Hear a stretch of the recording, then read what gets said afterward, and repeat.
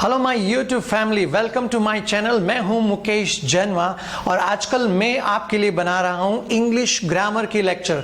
Yes, आपको ये मदद करेगा कंपटीशन एग्जाम्स में, एसएससी, बैंक पीओ, एसएसबी, सारे कंपटीशन एग्जाम में जिसमें इंग्लिश कंपलसरी होती है। आपको इन कॉन्सेप्ट को देखना है, बट स्टूडेंट्स कई सारे वीडियोस में पहले बना चुका हूं। यदि आप पुराने वाले वीडियोस देखोगे तो आगे वाले समझ में आएंगे। उसके लिए ऊपर आई टैब पर लिंक दे रहा हूं, आप उस पर क्लिक करके पुराने वाले वीडियोस को एक बार आप देखिए ताकि आपको नए वाले वीडियोस समझ में आए।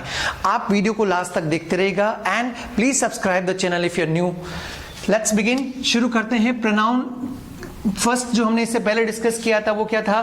पर्सनल प्रोनाउन के रूल्स हमने पढ़े थे, कैसे यूज करते उसको। हालांकि ये इम्पर्सनल प्रोनाउन में आता है अधिकतर यूज इट का, लेकिन ये प्रोनाउन है इट और इट एंड दिस दोनों में एक साथ इसी लेक्चर में फिनिश कर रहा हूं। कुछ बारीकियां हैं जो आपको मदद करेगी, इसलिए आप इसको जुड़े रहें।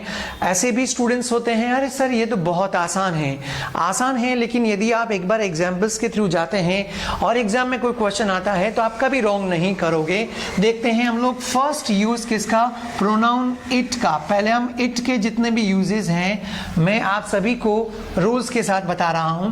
फर्स्ट यूज है इट का, पूर्व वर्णित पशु या कोई वस्तु, व्यक्ति के लिए भी यूज कर सकते हैं, मीन्स एनिमल के लिए या नॉन लिविंग थिंग्स, जो जीवित नहीं है, निर्जीव वस्तु के लिए पूर्व में वर्णित, उसके लिए पहला यूज है किसका?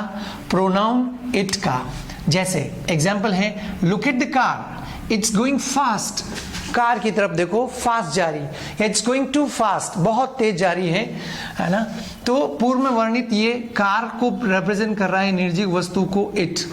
नेक्स्ट है, the children went up to the dog and patted it up, means बच्चे कुत्ते के ऊपर चढ़ जाते, कई बार घर में डॉग होता है ना, उसके ऊपर बैठ जाते हैं।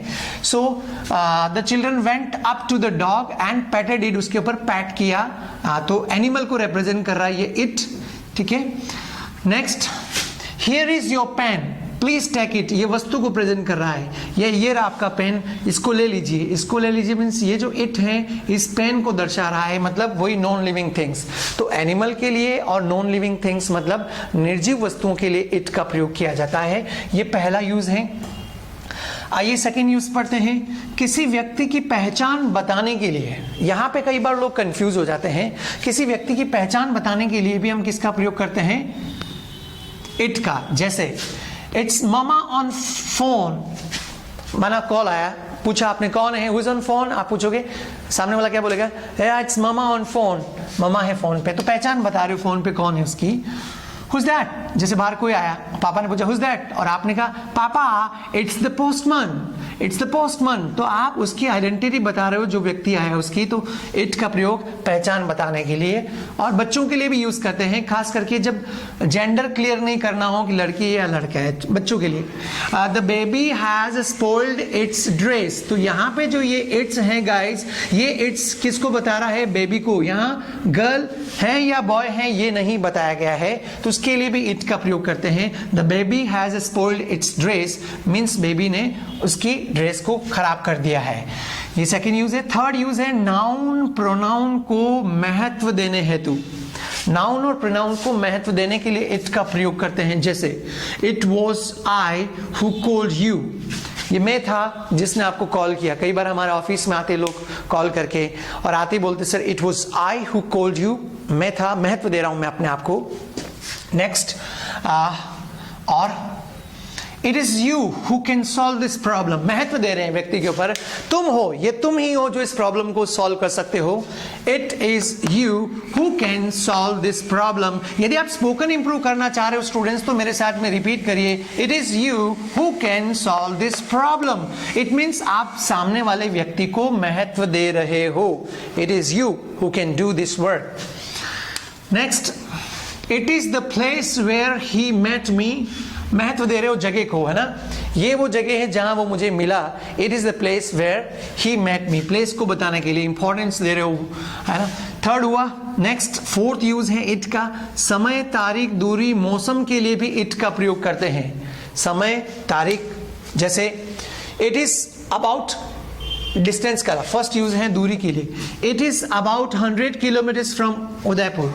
कोई मुझे पूछता है सर आपका गांव कहाँ है या how far is your village, तो मैं आंसर दूंगा it is about 100 kilometres from Udaipur. यह करीब करीब 100 किलोमीटर है उदयपुर से, राइट। नेक्स्ट, टाइम क्या हो रहा है, तो इट्स नियरली 8:30, करीब करीब 8:30 बजे के आसपास का समय हो रहा है। इट्स नियरली टाइम के लिए हो गया है ना, तारीख के लिए हो गया है, सॉरी डिस्टेंस के लिए हुआ, तारीख के लिए नहीं हुआ। मौसम के लिए it is winter, it is summer, it is rainy. हम बोलते हैं ना हमारे यहाँ तो अभी विंटर है, it is winter here, it is rainy here, it's summer. तो ये मौसम को बताने के लिए यूज कर रहे हैं। अब क्या हुआ, तारीख भी ले लेते हैं समय के साथ में।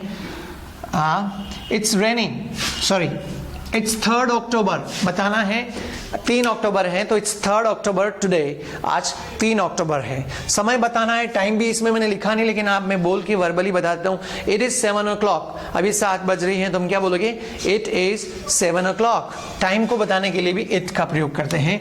तो ये आप याद रखिएगा, आगे जाके आपको हेल्प करेगा। है बहुत छोटी सी चीजें हैं but it will help you lot in future. Indefinite subject के लिए, अनिश्चित सब्जेक्ट जहां सब्जेक्ट है ही नहीं है, तो कॉमन चीजों के लिए हम किसका प्रयोग करेंगे, इट का। जैसे बारिश होती सबके लिए, यहाँ पे बारिश होती है रेनी में, it rains here in rainy season. It thunders in rainy season, है ना, बादल गड़गड़ाते हैं तो उसके लिए यूज करते हैं इट थंडर्स।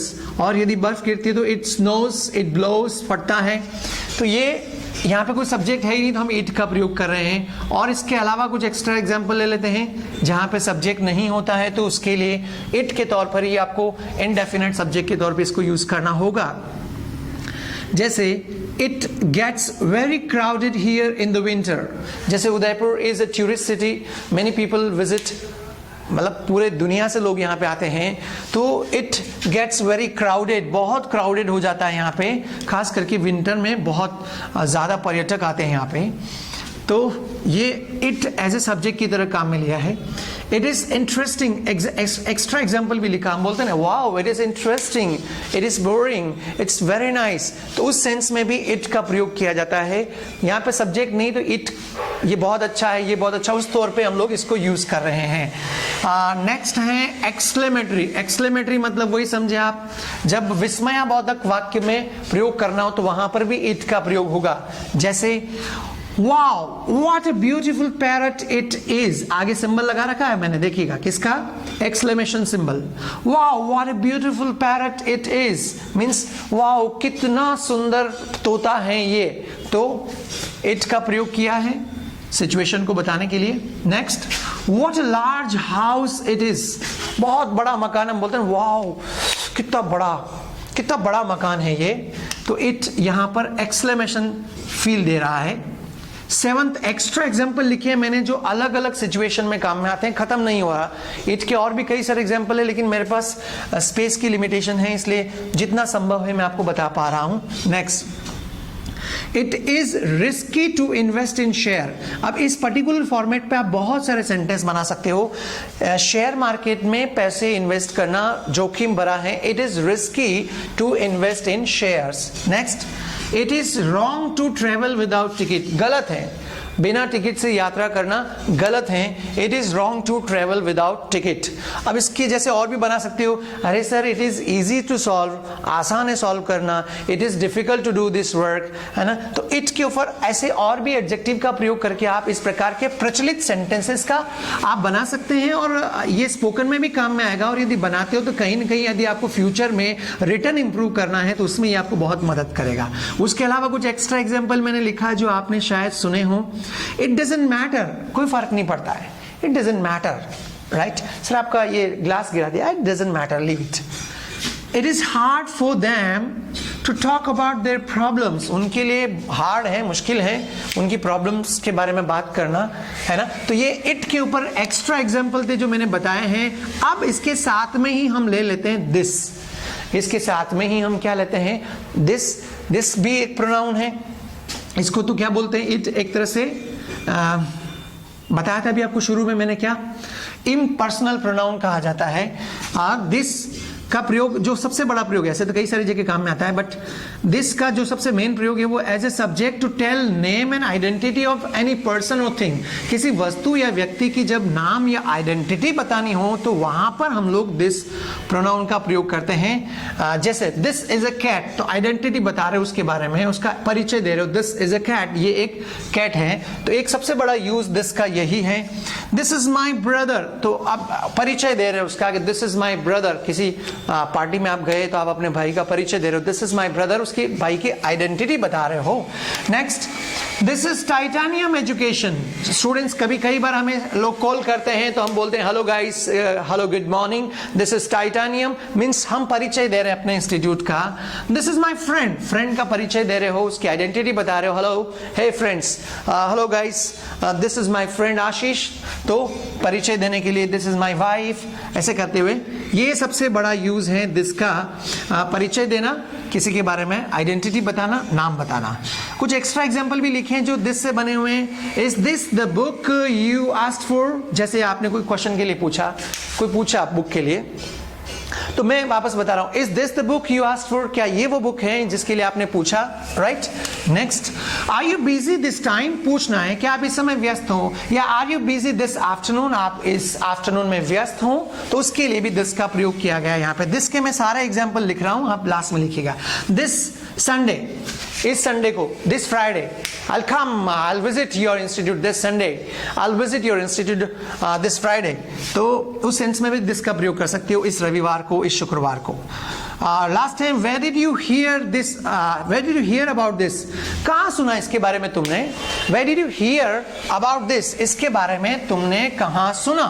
मेरे ख्याल से ये एक्स्ट्रा एग्जाम्पल भी आपको समझ में आ गया होगा, लेकिन इट एंड दिस बहुत छोटा सा टॉपिक था, लेकिन प्रोनाउन को पढ़ना बहुत जरूरी, ताकि आपके कंफ्यूजन्स क्लियर हो सकें, और यदि क्वेश्चन में कहीं पर भी छोटा एरर भी दिखे तो आप उसको क्लियर कर सकें। so, ये छोटा सा प्रयास था गाइस। यदि सचमुच, प्लीज यदि सचमुच आपको अच्छा लगा है, then write your feedback in comment box, we get happiness, otherwise it's enough. I will see you back in the new video, new lecture, upcoming lecture में फिर अगले कुछ प्रोनाउन बचे हुए उसको कंप्लीट करने के साथ मैं आपको उपस्थित दूंगा। आज के लिए इतने काफी गाइस, और I will be waiting for your feedback. See in the next lecture. Till then, please keep watching and keep learning. Thank you so much.